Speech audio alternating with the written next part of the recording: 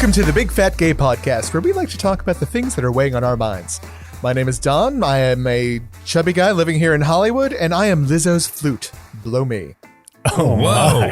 Don. I'm Dan Oliverio. I'm a chubby chaser, an author and public speaker, and I feel rather tuba-like this morning. I'm Trevor Keyson. I'm a super chub, and I'm, I guess, a trombone. Or, I bet you are. Yeah. My name is Michael. I'm a chaser, and I'm going to be different. I am Lizzo's big fat inflatable butt this morning. I feel bubbly and light, and I'm waving in the breeze. I was going to say that, but then it seemed like we were all going to be wind instruments, so that's kind of why I fumbled over my last name. I'm like, I'm in the garage. Michael is human twerking today. I'm packed up neatly in Lizzo's garage and waiting to come out again. One day. Welcome back to the Big Fat Gay Podcast, y'all. I'm glad that you're stopping by for a nice cup of coffee. Why don't we dive on in? What do we have in our pop culture bag?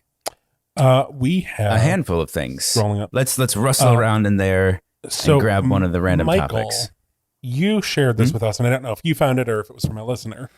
It just popped up in my Google feed, actually. There's an article on Looper, and I'm sure other sources as well, talking about the actor who plays Ned in the new Spiderman movies and the Avengers.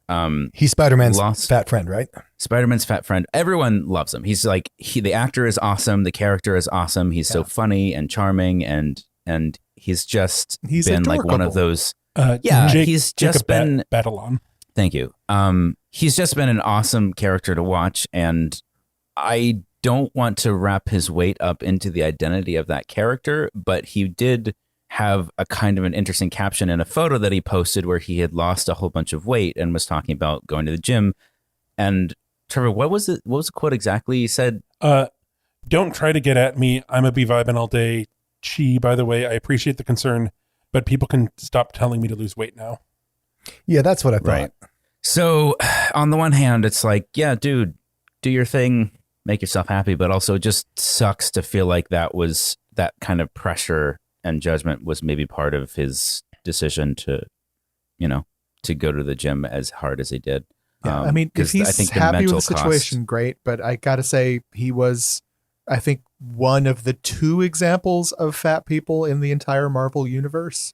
So it's a little sad to see the representation go away. It's two-edged like that, because on the one hand, like you said, he's such a great example of representation. On the other hand, he's a human being and an actor, and he's not obligated to carry that mantle. Yeah. No, he doesn't. And you want him to be happy. I did think it was weird that the article framed it as the Spider-Man actor who plays Ned Leeds lost weight and got totally ripped. Because, I mean, no, congratulations, but also, he doesn't really look ripped. No, the way they put it was like, you don't have to be a ripped, superhero bod to be in the MCU, but it doesn't hurt. And as we found out today, the Spider-Man, and it's just really, and they just sort of go on to glorify the whole he's hot now kind of thing. And it's like, we're not saying that being thin is better than being fat, but oh my God, he's so thin, it's amazing, and it's so wonderful, and oh my God, and it's so much better. And it's so much better, but it's not. Right. Could you imagine? It would be very interesting if we came across an article talking about an actor who gained weight and talked about their body transformation the same way. If you want to illustrate the issue. Yeah, if you want to illustrate the issue, you can't say that your body, that your organization doesn't extol a body type as a virtue when you only extol one body type as a virtue. Right.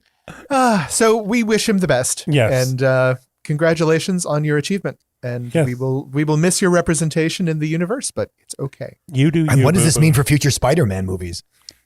He's going to get recast with a fat actor because they can't have a thin actor playing a fat role. That's just not how Hollywood works. Wow. Intense irony. I shall take a sip now. Yes. No, it would be ridiculous and almost tragic if they're like, oh my God, we got to put you in a fat suit now. Mm-hmm. Oh, wow. Oh, fuck. How many kinds of horrible? It's a whole horrible Sunday. Or Like imagine if they recast him with a different fat actor. Like, oh wow. that would probably hurt. That would not be a good thing. No.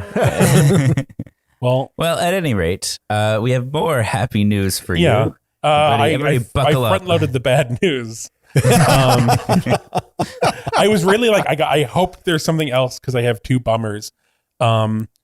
So last week, Conchata Ferrell died.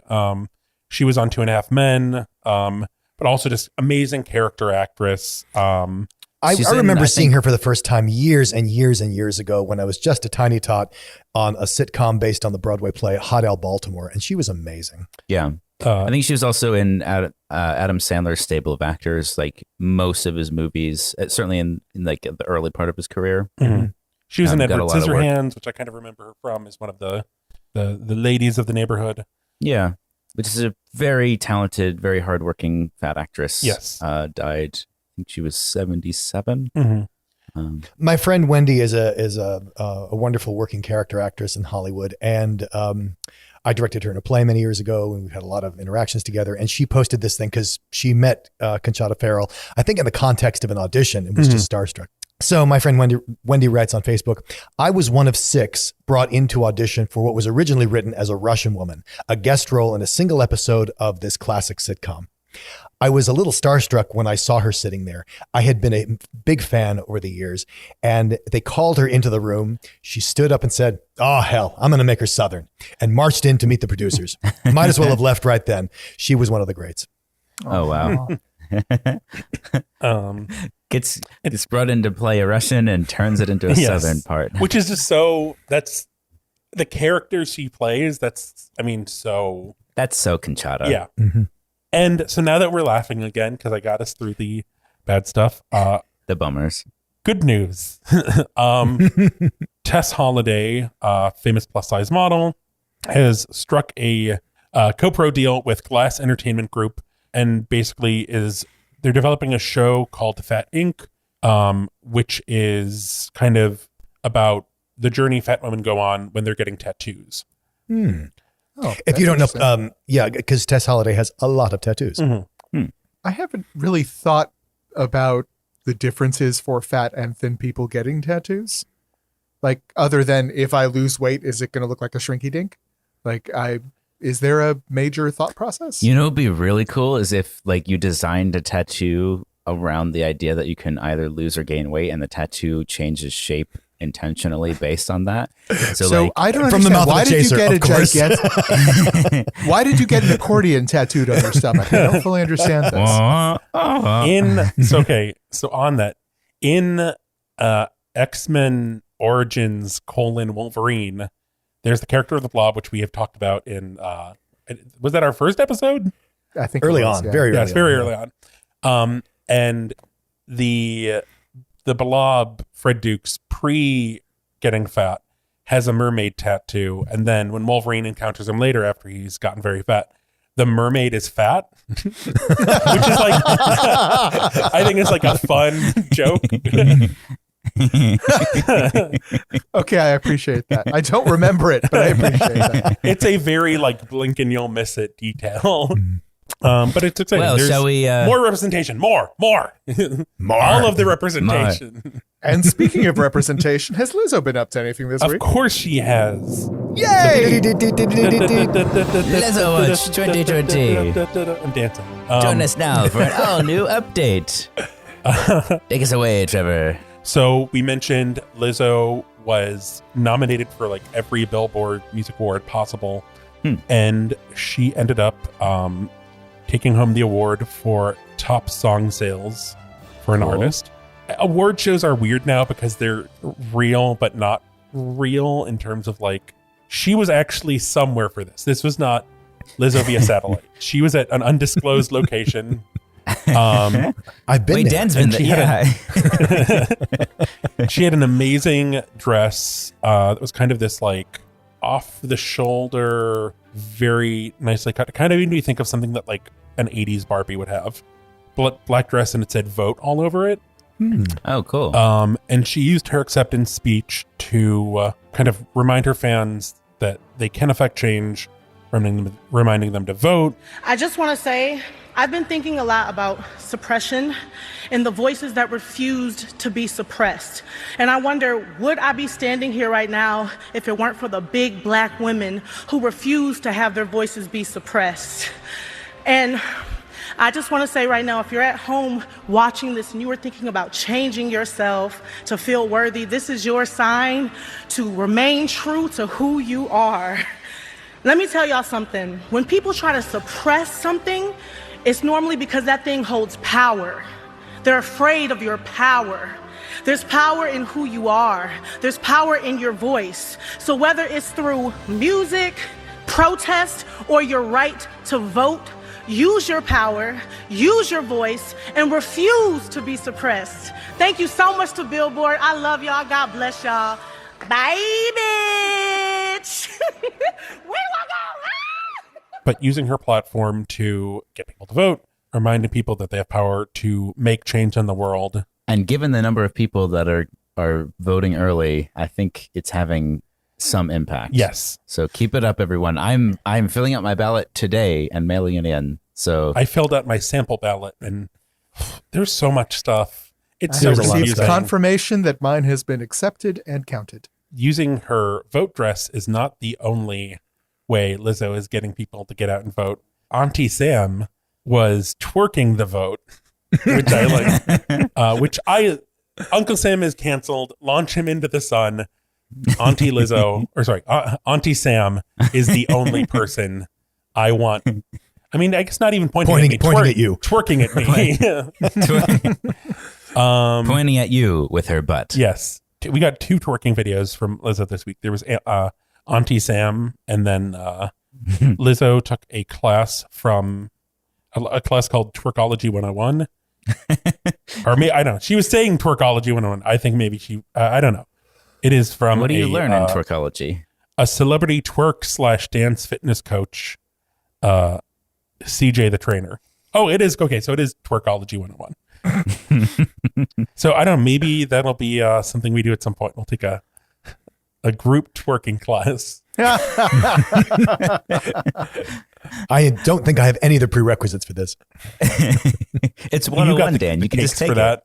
There are no prerequisites.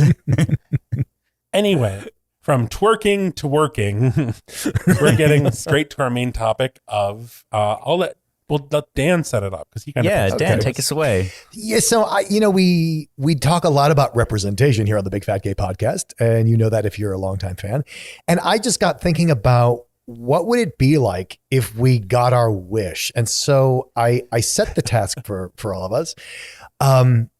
What would you like to see as far as representation in the form of, because, I was thinking, okay, is it fat shaming if a fat character has to deal with the chairs in a restaurant having arms, or is it just recognizing what goes on in the real lives of fat people? And, the answer is, well, it depends how it's handled. And so that got me thinking, well, maybe the way to talk about this is to get specific and for us all to make some sort of pitch or come up with what would you like to see in terms of, it could be a sitcom, could be a movie, could be almost anything. But what would you like to see in your dream world of fat representation? And I was thinking that if it were a sitcom, I was thinking sort of like in the way that Blackish deals with what's it like to be Black in America from a certain point of view. And I'm thinking, what would we write if we were going to do something like that? Personally, I modeled it kind of after Blackish. So my working title, which I don't really like, and you guys can help me with the title, is called Fattish. And it centers around a bunch of characters. So what I have is sort of an outline for what could be taken forward into a whole series. So the show revolves around Zach and Jeremy. They're our chub chaser couple. And Zach is a chaser and he's a personal trainer. And Jeremy is a chub and he's an ad executive and they're both in Los Angeles. And Jeremy, the fat ad exec, has a sister named Kendra, who is a plus size model. And her best friend Denise is a gorgeous, thin photographer with a fat 10-year-old son. And so this is sort of the core of what I think we can bring in neighbors, we can bring in friends. But what I thought this would set up is a bunch of episode ideas that could look at issues like, for example, Zach, the chaser personal trainer, has to deal with a new client who questions his competency and commitment when this client meets his fat partner. And she's like, well, how can you be a personal trainer if you have a fat partner? Or Jeremy at work, he has to sort out his feelings when he lands a snack food account, and everyone seems to believe he's the obviously most qualified person to know the junk food market. Right. Kendra, the plus size model, she deals with a designer who complains that she's the wrong fat body for his clothing designs. And so what's the right fat body and things like that. Mm-hmm. And then Denise, at a PTA meeting, Denise faces the stigma of being the parent of a fat child, and how there's an assumption that, like, how could you let this happen when you look so thin and beautiful? How could you let your child not be thin and beautiful? Right. And then finally, there's Denise's son has an interesting possible story. He's bullied at school for being fat. Denise, his mother, turns to Kendra and Jeremy, the two fat mainstays, for advice, but they kind of don't offer much. They're sort of versions of, well, just ignore the bastards, or, it gets better. And empathy actually comes from Zach, the thin personal trainer, who turns out used to be a fat kid in elementary school. And he's got some interesting points of view on what it would be like for the young son. I like that. So that's kind of my idea, and some episode topics. Yeah. So when somebody watches Fat-ish, and let's say like the show gets produced and it's this, sort of great sort of niche sitcom, what happens? Like, what would you want to see in either a young chaser, a young chub, or whatever, somebody for whom the show is meant? What would you want them to take away from it? Like, what would the impact be that you would want to be able to put out into the world? I think for the chaser is that it's okay to be out loud and proud about that it's okay to have these desires, because so often we're told that it's bad and wrong. Mm-hmm. And I think you'll see that in a lot. And especially, like, I remember something that I used to get all the time is people would say to me, oh, wow, you're so into physical fitness. How come you like fat guys? And it just completely confused me, because the two seemed completely unrelated until I realized, they think that I have this commitment to physical fitness, and they think that fat people don't. And that would be some sort of mismatch. And it has nothing to do with either of those things. So that's one thing. And then the other thing I thought is that, I was looking at two shows when I thought of this. And one is Blackish, which is clearly about what does this Black family encounter as issues being Black in America. And then I also thought about Schitt's Creek, which is interesting because you have gay characters and a bunch of other characters, and they just don't deal with that. It's like, yeah, they're gay. Moving on. Mm-hmm. We're not going to deal with homophobia. We're not going to deal with we're just going to have a couple who love each other and they're gay. Moving on. And so I think there's an interesting balance to be struck there in a show with fat people of how much do you make it. Like my main characters, he's an ad exec, the other is a plus size model. Clearly, they are not hobbled by their size or by the impression of their size. But that's not to say that it doesn't, that sort of prejudice doesn't exist. And so I invented those characters as a way to explore, there are issues, but that doesn't make them necessarily a limitation. That just makes them something that's in the world. Mm-hmm. Right. And so like trying to strike that balance of, you don't want to make it an excuse. You don't want to make it a limitation. On the other hand, you have to acknowledge it exists. I think it has to stand on its own. Like, I think the show needs to be funny and entertaining and heartfelt on its own without the specific subject, but it also does need to handle the specific subject eloquently and elegantly. But also, so like, you have to be able to do both. And I think when shows like that work, it's oftentimes because it's accessible to people who don't have a personal connection to that subject, because they can access other parts of the show that aren't about that. But then they also get brought into it because the show is so well done. I also wanted to make Jeremy and Kendra, the brother-sister of fat people, I wanted to make them a different race than Denise, who's the thin, beautiful photographer. And I don't know, like I'd have to get in a writer's room with people who aren't just a bunch of white guys like me and really explore like what's the most effective way to make that difference. Because there's a lot of stuff faced in the Black community about fat that is different than the white people's community about fat. It's true. Mm-hmm. And it turns up in Chub Chaser events. when I, it's because it's funny, when I lead to straight events, there's often a lot of black male chubby chasers. And when you go to a gay event, there's not a lot of black gay chubby chasers. And so some of the white women conclude that, oh, it's okay. I guess, you're so lucky you're a fat black woman because it's so accepted in the black community. And nothing enrages the black women more than hearing this. Trust me. They're like, how dare you? Because it's not an accurate perception of their experience. Right. But from the outside, it kind of looks like that. So that's a really interesting thing to talk about. Yeah, absolutely. So I a little bit misunderstood what we're doing. So I kind of, I was thinking of like, I've been brought onto this show Fat-ish and was thinking of like, what kind of storylines would I like to see? So I kind of came up with basically like the Thanksgiving episode and framing it as 3 Thanksgivings to explore kind of intersectionality within this show and within the concept of intersectionality within fatness, but also once again, this is throwbacks to episode, I think this is 2, where we talked about dealing with family and also the concept of nice, spice, or ice. So in the 3 Thanksgivings episode, we're following the characters as they're kind of in these, they're separated for the holidays, and there's a family Thanksgiving where we're with one of the characters, direct family.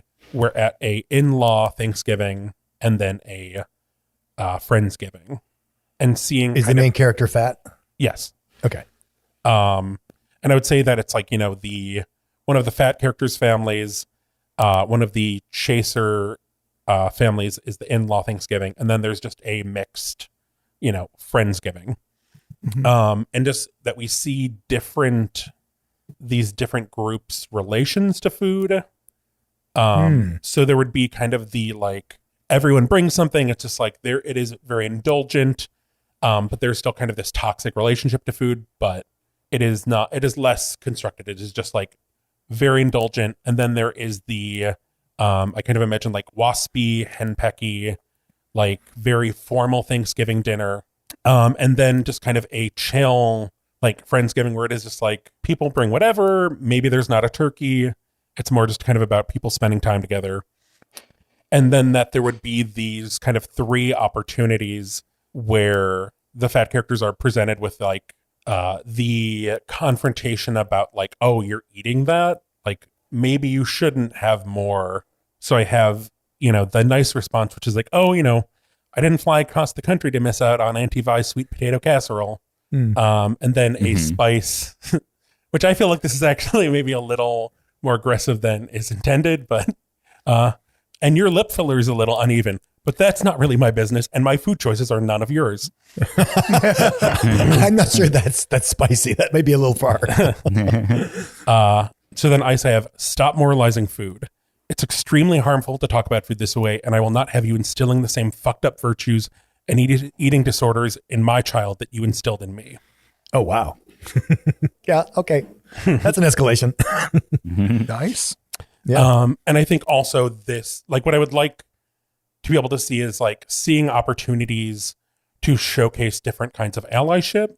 So like you could like have a family member standing up as an ally, obviously with like the chaser waspy in-laws. You could have the partner standing up, and then at the Friendsgiving, showcasing like how you can stand up as a friend, and how I imagine like the Friendsgiving going, like kind of what ruins that is like, it's really chill. There's not really, less issues about food, less issues about whatever politics, but like someone brings someone really shitty, which I feel like is, I don't know. I've never had that happen at a Friendsgiving, but I'm sure it happens just because people are shitty. Well, and nobody is ever going to say, no, you can't bring that person to Thanksgiving in a Friendsgiving. Right. But where downside of an open table. Yeah. Yeah. Yeah, there's some solid ideas there. I like that. I do too. I have a similar, so I think I took the concept of this topic the same way Trevor did, where I think the last thing I read on the thread was, what would you like to take on in an episode as representation? So I'm just going to sort of, my idea was based on Fat-ish being the sitcom we were all talking about. So kind of like what Trevor did. So let's imagine an episode of Fat-ish with the same characters Dan talked about, And I think in this episode, like, there's one thing that I didn't really ever know as a chaser, and I don't think most people think about. It's just because why would you ever? Where I think maybe I'll describe the episode and you'll get to it when we get to it. But the whole family goes out on like a boating trip, like sailboating, I think. Just like a kind of a fun little like, hey, we're all on vacation and let's have fun. And I think the in-laws, so like Jeremy and Kendra are the fat brother sister, right? Mm-hmm. And then I think the in-laws, Jeremy's in-laws are maybe with them, or like some sort of guest members who are maybe not as accepting, and maybe the dad in-law has made some disparaging comments about having fat people on a boat and like, is it safe? Just like little digs, like sitcom safe digs like that are establishing some prejudice. And like maybe the boat like renter is like this really skeezy, like shady guy who's just like, yeah, whatever. Like you can fit 12 people on a 10-person boat. And he just like, it just sort of escalates the fear that this might create a bad situation. And they get on this kind of like rinky-dink sailboat that's really poorly maintained. And there's like a storm brewing, but they go out anyway. And like, it's just all escalating to this point of danger. Turns out the storm blows over and everything's fine, but the boat has a hole in it because it's shitty. And so the boat actually starts to sink, and they all start panicking because they're like, oh my God, like whatever reason they get stranded kind of out in the bay. And surprise, surprise, this shitty boat owner hasn't provided any life vests for them to wear. Maybe there are a couple young kids. I know where this is going, I think. You know where this is going. You know where this is going. So, and the phenomenon I'm talking about is that fat people float in water just naturally. You don't have to lie on your back and like tread water. You don't it's a natural buoyancy. And I think there's an opportunity in this episode in a funny way, but also in a way that could confront prejudice to basically use that to save the family and provide everybody with a sense of security when, up through this entire journey, it's been this increasing sense of fear and danger and stress. And I just thought it would be a fun way to introduce people to a concept that they probably have not necessarily heard of before, but which would also use the idea of being fat in a positive way that could also be kind of funny and heartfelt and wrap it all up nicely in that sort of sitcom classic way. For the record, if we're ever in a sinking ship and anyone attempts to use me as an escape raft, we're going to have words. Not okay with that. I kind of thought that might be where you were going. Don gets real upset when I shove him down in the water. Just because I could see The Simpsons doing that with Homer Simpson. Just like the entire family climbs aboard him and floats away to safety. That's the only reason why my brain went there. I like that you're trying to make fatness a positive, even life-saving attribute. I'm just scared that it so skates on near the thin ice of becoming the biggest fat joke. Or as Don says, like, really, that's what I am to you, a flotation device. But I like it. Which, by the way, no one thinks as Michael is saying. No one thinks that. No, exactly. Let me just, if I can finish this. So, I mean, I guess what I'm saying is I like being able to do something with that. I'm just really scared of the execution of it because, I mean, there's just so many ways that can go wrong, but I would love it to go right. Yeah. That's universally true of any pitch we're going to lay down here. I suppose. Any single pitch we lay out could go disastrously wrong if treated badly. I think I feel like that was written into the original question was like, is it fat shaming if people, you literally wrote, is it fat shaming if a fat character has to deal with chairs in a restaurant having arms, or is it just recognizing what goes on in the real lives of fat people? Yeah, I think that you was nailed how it, I went into it. That was the reason why I went with that subject, because I felt like it does actually tackle that exact thing. It gets at that. I think a way to do that would be, I think maybe it's not that there's no life or life jackets, but that like they're one short, and there's kind of this thing that's like he's seemingly is sacrificing himself, and then they're like the ship is sinking and they're all freaking out, and then he just kind of bobs by in the background. Yeah. So he's the safest of any of them. Yes. Okay, I like that. I have to admit, this says terrible things about me. Every time I've heard about a ship going down, I'm always like, I that doesn't frighten me. Like, I could float to safety. If I was on the Titanic, I probably would have lived a minute longer than everyone else. You know, just like, I don't know. And better insulated from the cold water. Yeah. This water's so nice. Yep. Well, I did interpret this as coming up with your own show that highlighted. So my thinking on this one was, I feel like the show that Dan has pitched is sort of an affirmation show. As a fat person, that's a show I want to watch. I made one that's a little bit more of an envoy show to the mainstream to try and create an environment where these issues can be explored in a way that they could accept and sugarcoat them so that they might swallow and process a little bit. So I borrowed the title from another sitcom I came up with a long time ago. My show is called In Thickness or in Health. The basic premise of the show is two brothers open a curves gym. Okay. That's for women, right? Again, because I want this to hit with as many people on as broad a target as possible. It's very heteronormative through most of it. Two brothers open a curves gym. Biff is a personal trainer, hot, sexy, and he knows it. Wants to open this gym because he loves fat woman, and to him, again, we start with a negative place for all these characters. For him, the gym is a hunting ground for all of the juicy fat women that he can roll around. Yeah. His brother Doug is the accountant, handsome in a much more sort of everyman sort of way, and thinks it's good business to run this gym, but he really does not understand his brother's attraction to fat women at all. Right. So it's sort of the negative mainstream view of fat people is represented by him. Louise is a customer at the gym, a big woman, who not only rebuffs Biff's advances, who's sort of unique on the show, but doesn't seem to be surprised by them. So there's no like, oh, what, me? How could you possibly be attracted to me? She accepts that she's beautiful and she's fine with it. Yeah. Doug finds himself growing increasingly attracted to Louise, to his discomfort and confusion, which gets compounded by the fact that she takes over the management for the gym and all the scheduling. So the three of them start working together. Nice.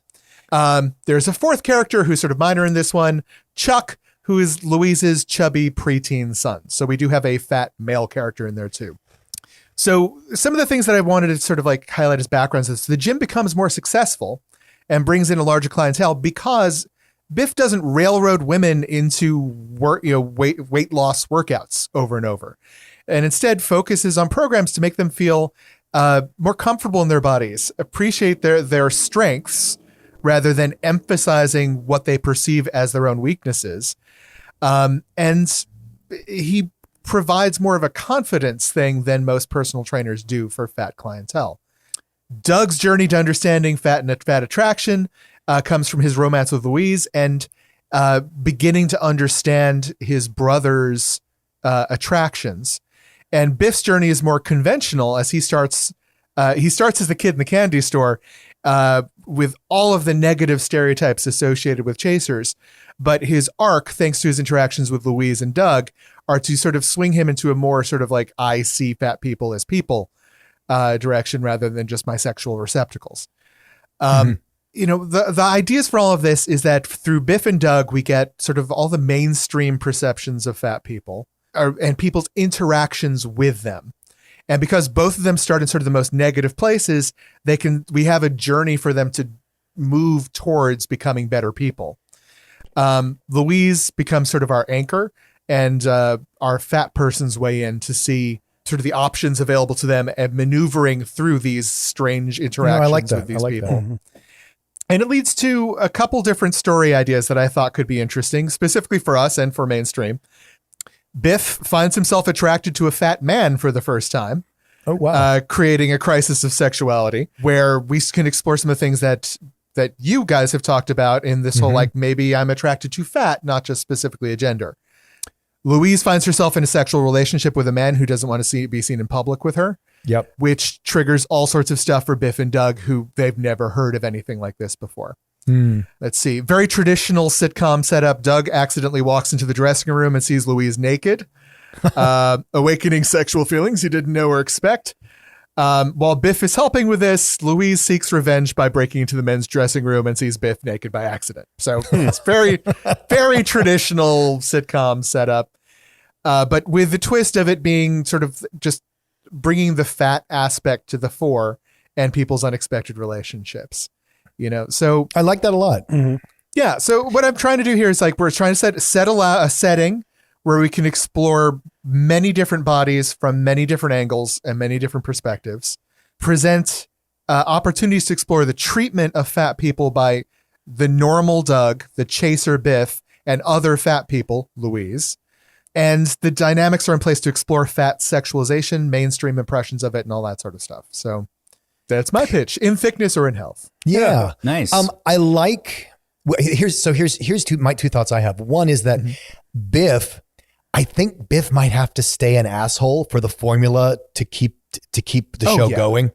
And then it becomes a joke about how the chaser, I'm thinking of 2.5 Men, where the Charlie Sheen character is kind of always a dick, and that's what he has to be for that part in the show. On the other hand, boy, the last thing I need to see is another representation of the chaser who's a jerk. Yeah. See, but I get where you're coming from. I think that what you do is you have them grow, because there's 1,000 ways to be a jerk, right? Yep. So in each episode, you explore a different way and you see how he softens a little bit in that area of being a jerk. And yeah, I mean, I admit it's putting a lot of people into archetypal, tropey places, especially our chaser character. But with no representation, I think you have to start with people's prejudices and preconceptions in order to be able to change them.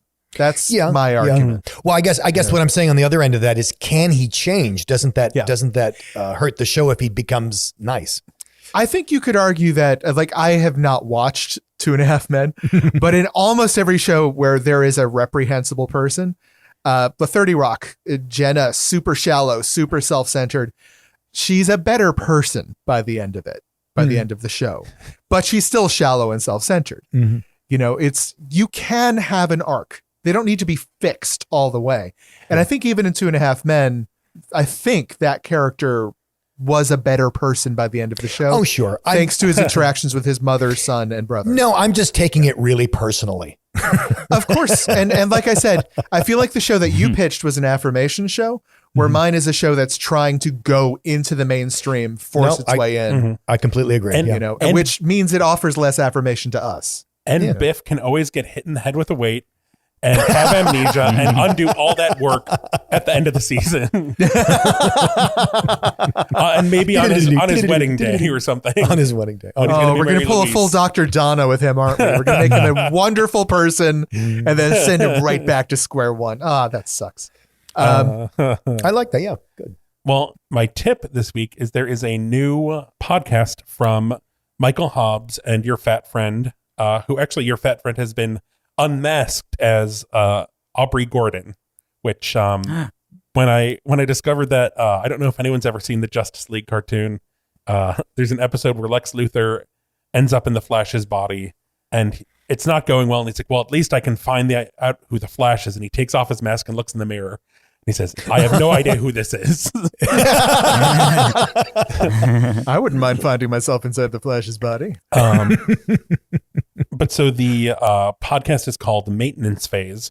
And it is the two of them debunking wellness myths, diet, culture. They're doing an episode kind of about the presidential fitness test. So it is a deep dive into different topics like that. And Michael Hobbs is a writer, and he has another podcast called You're Wrong About. But listeners may know him from the Huffington Post article, Everything You Know About Obesity is Wrong. It was such a great article. It's one of my favorite articles of all times. Yeah. And there actually is his other podcast, You're Wrong About. There is an episode that I haven't listened to yet, but it's basically an audio version of that article. So it is two wonderful people doing a wonderful podcast. Check it out. There's only one episode out now. I think maybe by the time this comes out, the presidential fitness one will be out. Cool. That's awesome. It's nice to have an allied podcast out there. Yes. Cool. Well, for our bit today, Hurrah. Trevor suggested we do, since we're doing sitcom stuff, we do a sitcom bit. So I have asked each of you to send me secretly some of your favorite shows and sitcoms. Mm-hmm. And I have devised 2 questions for each of you. The first question is going to be that standard internet meme of comparing each of us to members of the cast of your favorite show. And then I have a follow-up question. So, for example, I would ask, for myself, I am familiar with Gilligan's Island, so I went with Gilligan's Island. I feel like Michael is Gilligan because we're always beating on him. Poor guy. He does all the work and we just rail on him. And I also feel like he's the one who could probably build anything out of coconuts. Like I believe that completely. I think Trevor is the skipper because purely on this show, he has been the one who sort of like organizes us, yes, and keeps us on topic. He's very much sort of the guiding force of unity, the same way I think the skipper was. Dan is the professor. Anyone want to guess why? Because I wear a white shirt really well. I mean, he can't be Scarlet. He doesn't have red hair. Ginger. I was like, Scarlet? And sadly, I do not think I'm Marianne, and I'm not rich, or I'm not pretty enough to be Ginger. I'm not wealthy enough to be the Howells, so I'm going to go with Marianne. I'll be the. I would peg you as Marianne or Mrs. Howell. Mrs. Howell. Just sort of like, well, it's fine. Let's just do it. I can accept that. And so the sample follow-up question I would ask myself is, how would our group escape the island? Oh, okay. And my answer to that now is apparently Michael would use coconuts to strap Trevor and I together, and we would be used as a raft so we can all float to safety. I think that's an episode theme. And yes, I know you wouldn't suggest that, Michael. And this is why he's Gilligan. Who would like to be our first interviewee for the bit? Trevor! Trevor, what you sent in to me included the Golden Girls. So the most popular game on the internet is deciding which Golden Girl each of us is. Mm-hmm. So why don't you play for us, Trevor? Which Golden Girl are each of us and why? I'm torn about Dan because I am torn between Sophia and Blanche. I can see why. I'll say that Dan has to be Blanche just because. Okay. Because of his tales of escapades. That's fair. I think that makes Don Sophia because he frequently has tales of the, picture it. Los Angeles, 1990. Yep. I could accept that. Well, that just leaves. I know. I mean, I could see you as the B. Arthur character. I would say I'm Rose, but between Michael and I, yeah, I feel like Michael's Rose. And I do kind of like hit Michael with a newspaper sometimes, so I guess I'm Dorothy. My justification for Michael being Rose would be because he's one of the greener members. He's innocent. Yes. Aw. I'm really not. Yes, but you play one on TV. Yeah, I mean, Betty White is wickedly smart, but she plays Rose. It's not easy to be dumb. I'll tell you that much. I've tried. So, follow up, Trevor. Yes. Like the Golden Girls, our panel is getting ready for the talent show down at the Senior Center. What would each of us do? Like on the Golden Girls, they're always getting ready a tap number. Yeah. It's either Chicken Little or Cats or... Very nice. Dan, Michael, which of you would like to follow up? I'll go second. All right, Michael. On the list of shows you sent me included 30 Rock. Yes, indeed. So I know there's a kind of a core cast of 5 in 30 Rock, so one of them's going to get left by the wayside. But of the 4 of us, which one is Jack, Liz, Tracy, Jenna, and Kenneth? Oh, man. Yeah. Some bridges are going to get burned on this one, I think. I think that I could volunteer for one if you're having trouble. No.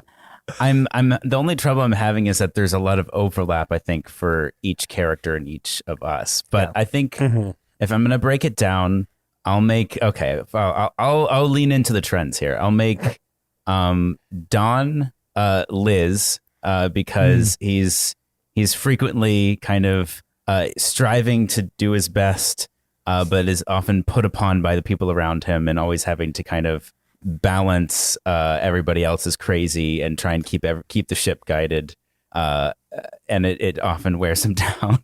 I will gladly take that mantle. I'm gonna put Trevor. I'm Don Lemon. Trevor is I think Trevor is Jenna. I was just thinking that. I'll do it, but only for the attention. He's like, which of you I don't know which of you to be more disappointed in. Me, because I'm the one who knows what she's doing. I'm the one who should know better. Yes, I don't think I need to explain that much further. Dan, I think, is Jack by virtue of his ability to command a room and to hold up his finger to silence the conversation. And it very much has an answer for everything. Liz always goes to him with her problems, and he's always got guidance for her. And so I think that just fits. And then to go with the trend of topics today, and we'll see where Dan goes with his show, but I'll be Kenneth. Oh, that's so sweet. What sort of Jack advice would you ask for from your other three co-hosts? Like, which of us would you go to for like relationship advice, career advice? I'm going to keep this. I'm going to keep this in the context of what we just talked about as far as which characters you guys are. Yeah. And I would say I'm going to go hang out with Trevor so that he can talk blindly about his problems, and then I can talk blindly about my problems. And neither of us really listens to each other, but we can just sort of enjoy each other's company anyway. I would go to venting Dan without consequence. Yes, that's exactly how the relationship works. I would go to Dan for actual advice, like just really good, hard advice about how to handle whatever unique problem had come up in my life that I had no experience with whatsoever. And then let's assume that Dawn is other Liz. Dawn is kind of the Liz at the end of the show, and I'm kind of the Liz at the beginning of the show. I would go to him and say, like, how can I have it all, please? Like, tell me how I can have it all, but you wouldn't actually have an answer for me. You'd just be like, I don't know. I talked to Jack about that stuff. I'm just going to loop Dan into this conversation. Yeah. Oh, that's very sweet. I like that. Yes. All right, Dan. Me. Dan, surprisingly, put the magicians on his list. Are you going to let me use that one? I am. Tell Oh us. my God. Oh my God. Of the magician show, which of us is which magician? He's so excited. You guys have no idea. He's so excited right now. I am. I totally am. Okay. I can actually see him vibrating through the camera right now. He's like bouncing up and down in his chair. Wow. I'm just a little put off that I think probably nobody knows who I'm talking about, which is There's like one which is the listener who downside of does. this. There's that dozens one of you out listener there. is so excited right now. I know. Them. We both are. Boy. Okay. So I think Michael would be Quentin Coldwater, who feels deeply, desperately trying to do the right thing, is incredibly frustrated when things don't turn out the right way because he's done the right thing. And really just takes so many things to heart. At least Quentin at the beginning of the seasons. Don would be Dean Fogg.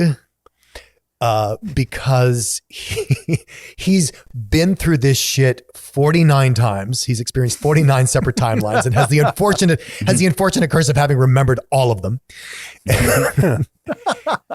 And so he and has very just sort of glib, to the point advice Like, no, you're going to be fucked. That's how it is.